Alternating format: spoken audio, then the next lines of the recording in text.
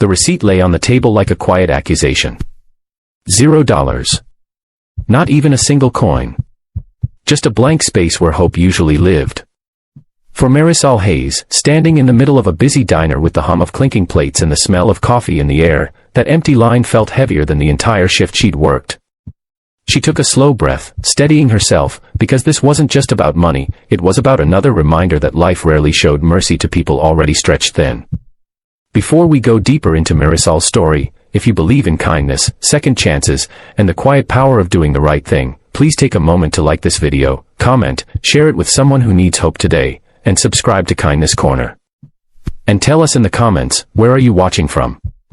Marisol was 27, a single mother doing her best to hold together a life that felt permanently one bill away from collapse.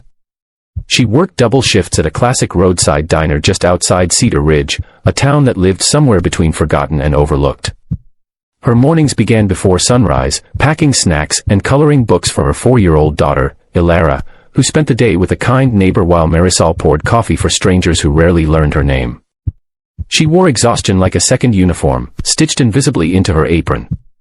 That afternoon had been especially long. The lunch rush blurred into late afternoon, and then came the man everyone noticed the moment he walked in. He didn't announce himself, didn't demand attention, but something about his presence shifted the room.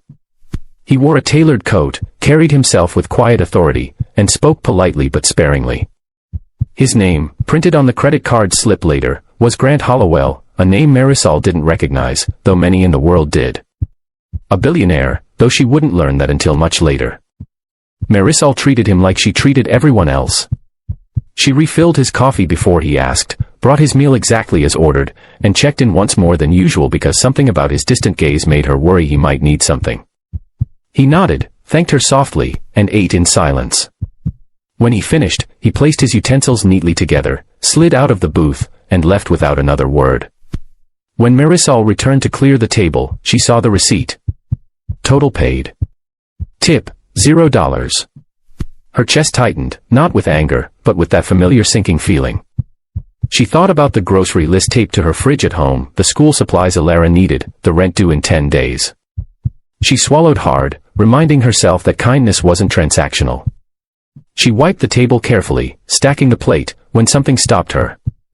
The plate didn't move smoothly. It caught on something beneath it. Marisol lifted it again, slower this time, and saw a folded piece of paper tucked under the edge. Her name was written on it in careful handwriting. Just her first name. No flourish. No explanation. Her heart began to race, not with fear, but with curiosity that felt almost sacred. She waited until the rush quieted before opening it, hands trembling just enough to notice. Inside was a note, simple and unadorned. It spoke of observation, of noticing how she balanced a child's drawing tucked into her apron pocket, how she spoke gently to every customer, how she worked with dignity even when the day was unkind. It ended with a sentence that made her sit down in the booth, breath caught in her throat. This is not a tip. It's an opportunity. Tucked behind the note was a business card and a folded check. The number on it made her vision blur, not because it was extravagant, but because it was exactly what she needed. Enough to cover rent, childcare, and a little more. Enough to breathe again. But more than that, the card invited her to call. No obligation. No promises. Just a door cracked open. Marisol went home that night in a daze. She held Ilara a little longer than usual, listening to her chatter about the shapes she'd learned that day, feeling something unfamiliar bloom in her chest, possibility. The next morning, after dropping Ilara off, Marisol sat in her car for nearly 20 minutes before dialing the number. When someone answered, they didn't rush her. They listened. Weeks passed. Then months. Marisol didn't quit her job right away. She learned that Grant Hollowell ran a foundation focused on small-town businesses and overlooked talent. He believed dignity came from work, not handouts. The note had been his way of testing something, not her obedience, but her attention. Would she notice what others missed? She did.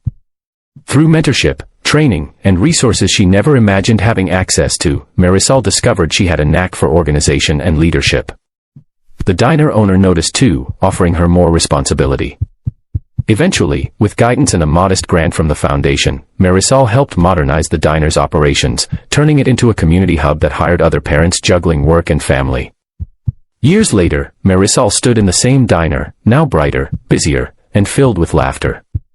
Ilara sat at the counter doing homework, safe and confident. Grant visited once a year, always sitting in the same booth, always leaving no tip, just a note. Each one reminded Marisol that the world doesn't always change loudly. Sometimes, it changes quietly, under a plate, waiting for someone who's paying attention.